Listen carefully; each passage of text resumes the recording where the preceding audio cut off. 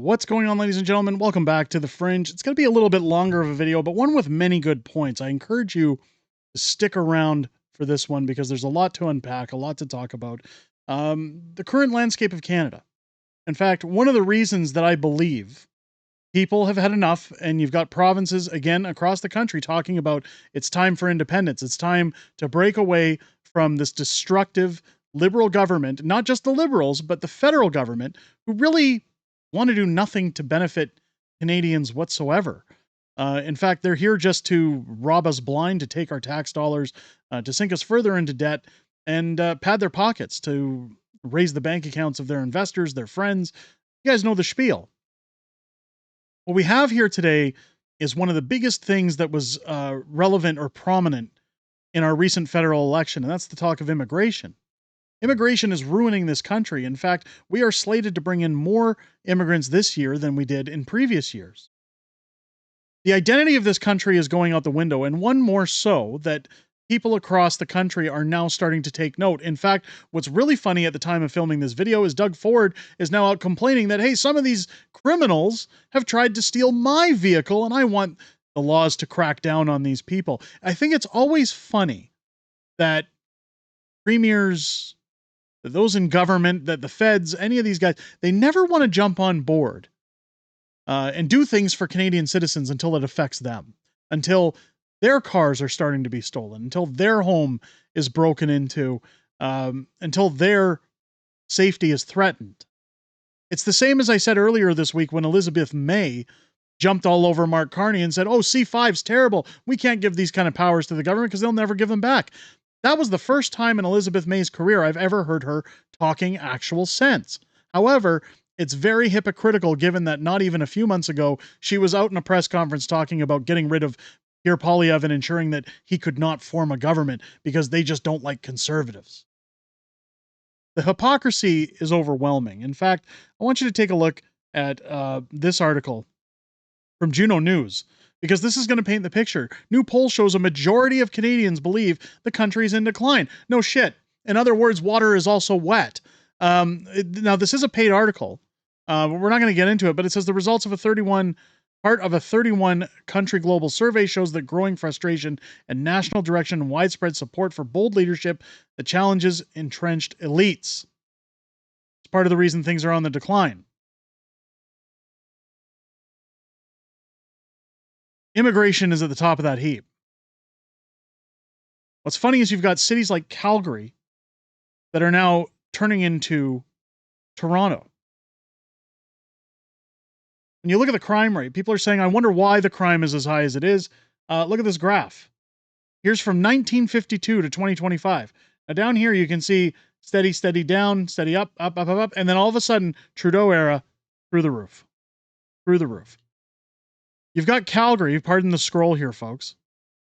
Calgary police issuing a warning because woke installed failed mayors are turning that city into Toronto, a sanctuary city. Warning. We are warning Calgarians of a citywide trend regarding overnight residential break-and-enters.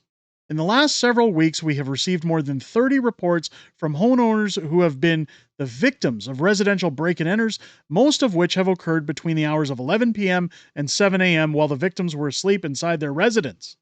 In many instances, it is believed the thieves have entered homes by cutting through the screens of unlocked windows and in some cases gained entry through unlocked doors. Again, it's summertime. Some people are going to have their windows open at night to cool off their homes. If you don't know this, in Calgary, warm days of 30 degrees or around there, the mountains provide very cool air that comes through at night. It actually cools things down quite considerably for people who maybe don't have air conditioning. So a lot of people tend to leave their windows open overnight. Once inside, the suspects often search for keys belonging to vehicles that are parked in the garage or on the driveway or on the street nearby.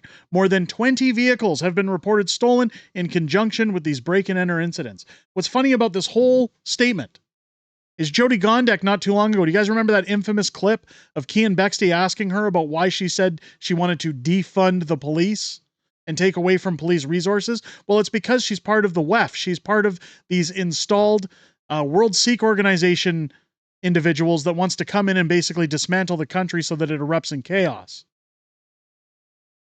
This woman is the most incompetent mayor of all time, next to Naheed Nenshit, and that says a lot. But this is why my family and I moved away from Calgary. We couldn't do this anymore. We just had enough. Living in the southwest community of Somerset, we had a nice neighborhood, a nice rural suburb neighborhood. The problem with it was very close to a train station. You had individuals walking up from the train station that came from areas like the downtown core, and they would beg for money. They would do drugs. They would. My wife would talk about mornings where she would go by the train stations and see people shooting up, urinating inside the shelters at the train station, having bonfires inside the enclosed shelters at the train station. And nobody would dare question them. In fact, multiple times my wife would claim the police were across the street in their car, in their vehicles, typing away on their laptops, and would do nothing about it. It came to a point where we said, we got to go. Obviously, the crime will never be addressed in the city. There were people, we started to find needles in our local parks. So we said, it's time to go. It says, while the investigation,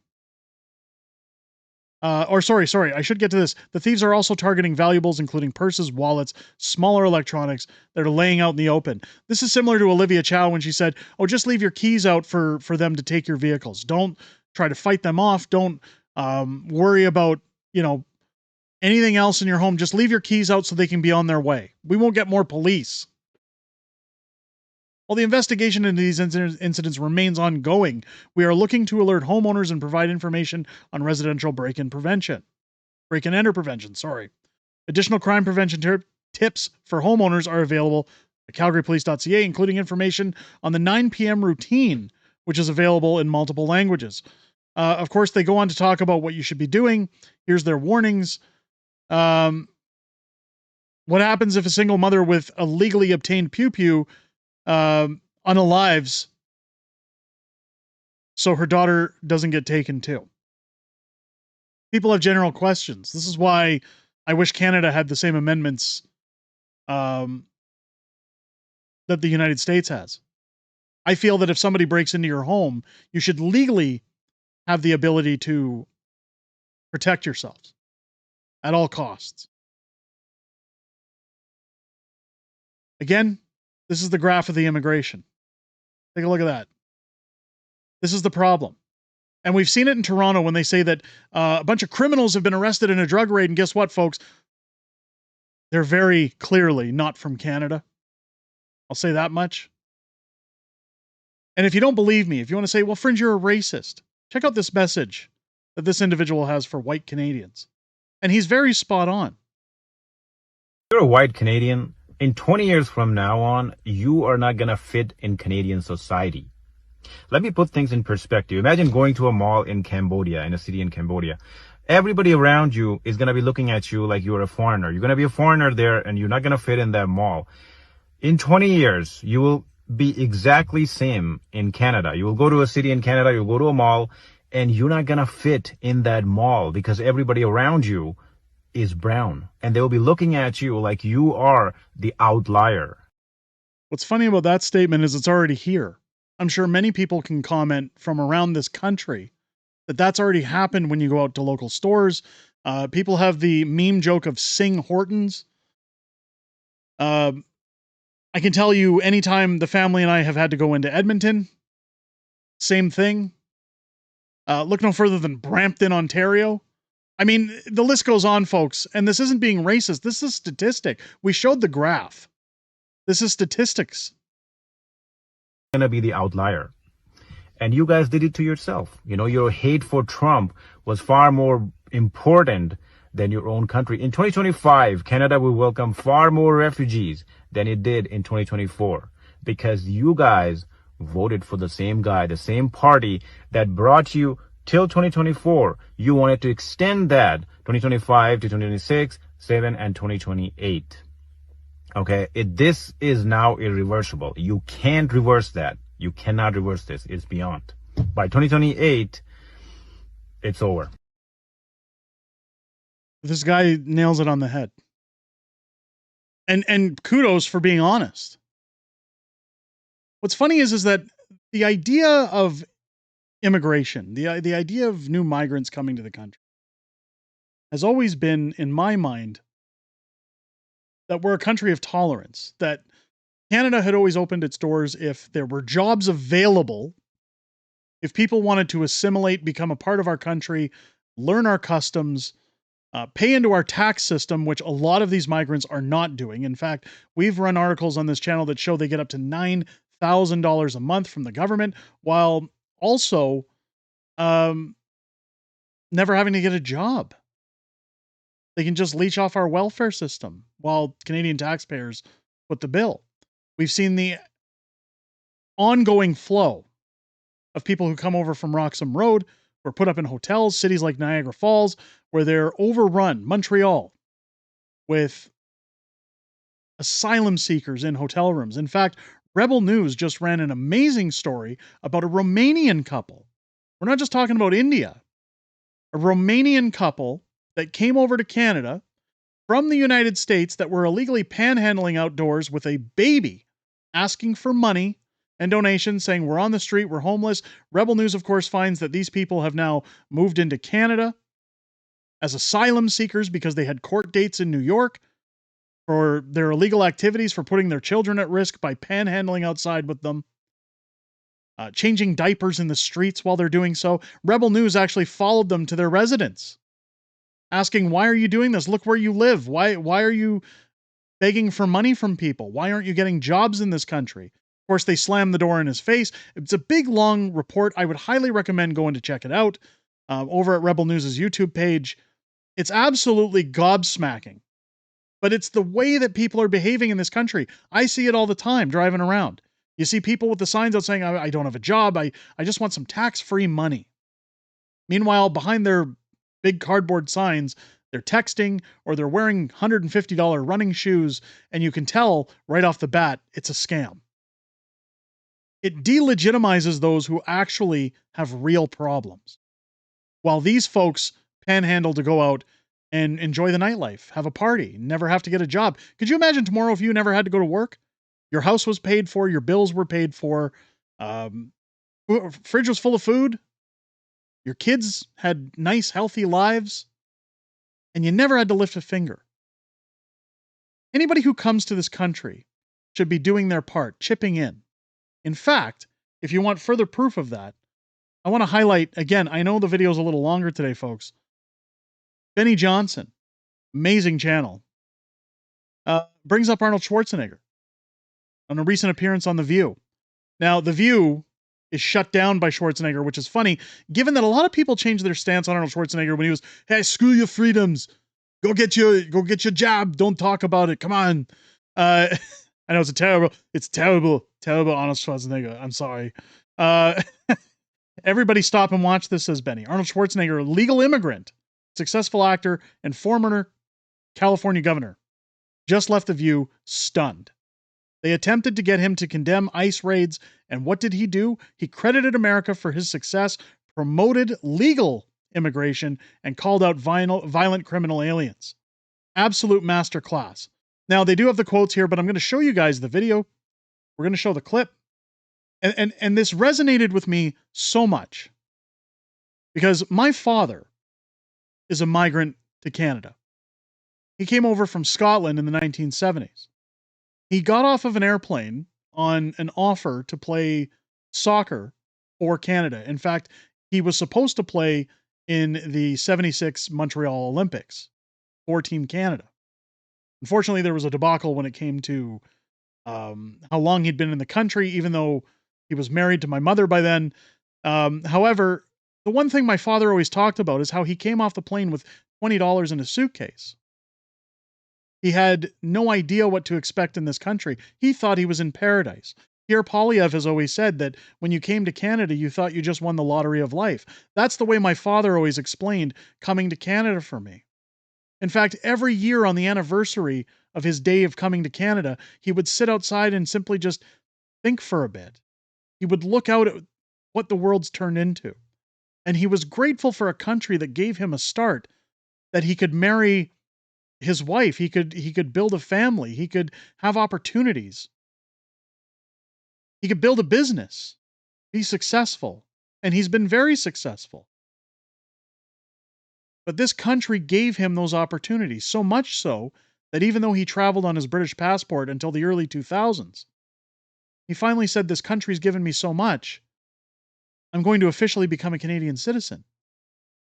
Those are people who should be coming to this country, the ones who aren't afraid to get their hands dirty and contribute. Let's listen to what Arnold has to say, because this hits so hard with me after what I hear my dad talking about. Let's take a listen. You are an immigrant. You're an immigrant in this country. Yeah. Did you have a visceral reaction to what they're doing, what ICE is doing, when you see the videos of it? Well, I tell you, you said that the immigrant, I'm so proud and happy. Mm-hmm. I don't know why every time we play a video on here, the audio gets delayed, but let it catch up. Here we go, folks. I was impressed by the American people like that. I mean, imagine they came over here with the age of 21, with absolutely nothing. And then to create a career like that. I mean, in no other country in the world could you do that. Yeah. Every single thing, if it's my bodybuilding career, if it's my acting career, becoming governor, the beautiful family that I've created, all of this is because of America. That's true. And so this is why I'm so happy to see firsthand that this is the greatest country in the world, and this is the land of opportunity. This is a man who gets it. This is a man who understands the importance of the American dream, of immigration.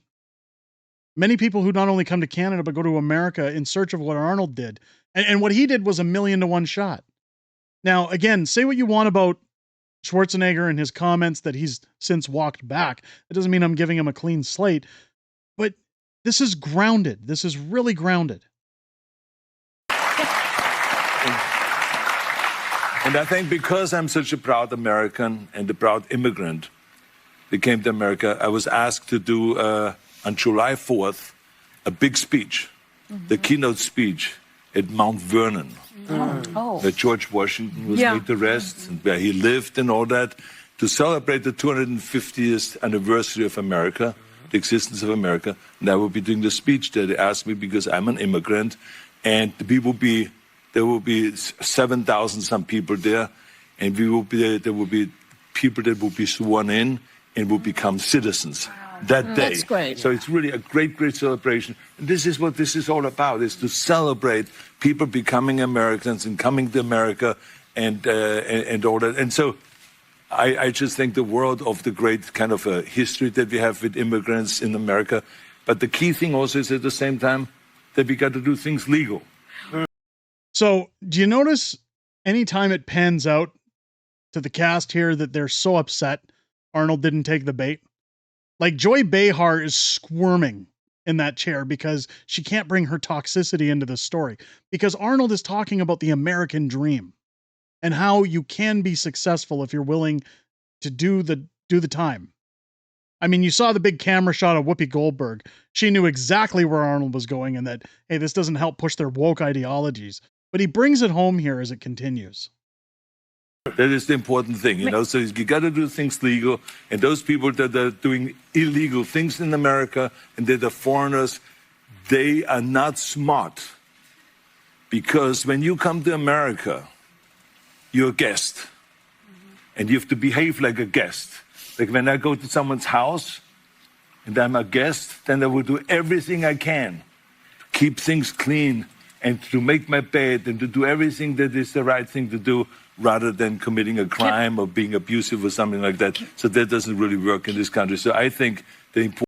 So you see them trying to interrupt him. They see them trying to get their words in because they want to push this whole woke ideology that, hey, it's just peaceful protest is happening around Los Angeles. Arnold, don't try to pad this that, hey, you know, we should be standing up against this stuff. He nails it on the head. You're a guest. And I've said it countless times on this channel. I think it's part of the reason that Benny's clip of this show resonated with me so much. You're a guest in our country. Our policy shift has to change.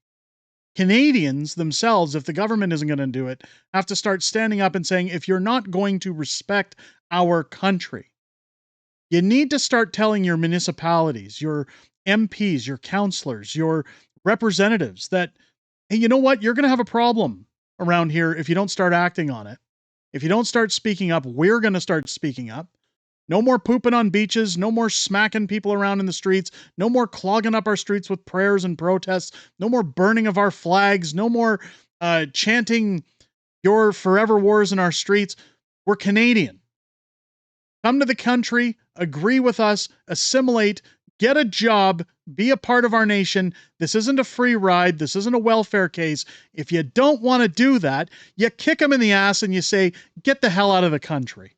You don't let them stay here and give them welfare money while other Canadians are hurting, while they can't pay their bills, while they can't get a home, while our children can't buy a home. They can't get their feet on the ground. They can't even find a job because all of these Timmigrants are across the country sucking them up and saying, well, I was given permanent or temporary residency. I should be allowed to stay here forever. No, kick them in the ass and say, get out of the country. That's how that works. Sorry, not sorry. That's the reality of our system. Let me know what you guys think down below. Do you agree with Arnold that when you come to countries, you're a guest? You don't have to agree with Schwarzenegger as a person. But is this what immigration should look like? Is this what countries should adopt? I mean, I can agree that we do need to close the doors. We do need to say for a while, no more. We can't handle, we're full. Let me know your thoughts down below. If it's your first time here, I hope this video has earned your subscription. Make sure as you're hitting that button, you click the bell for all notifications so you never miss a beat whenever a video drops on this channel. Join me each and every Friday night for Friday Night Fringe, our weekly live streaming show where I'm joined by the beautiful Mrs. Fringe as we go back and forth through everything that happened this week in Canadian politics, everything we know that's coming up ahead, as well as hearing what you guys have to say outside of making these videos in your Q&A. I look forward to chatting with you guys each and every week. I most importantly look forward to talking with you this Friday night at 6 p.m. Pacific, 8 p.m. Central here on the channel. With that said, ladies and gentlemen, I hope you enjoyed this video. I hope you have a great rest of your day. I'll catch you on the next one.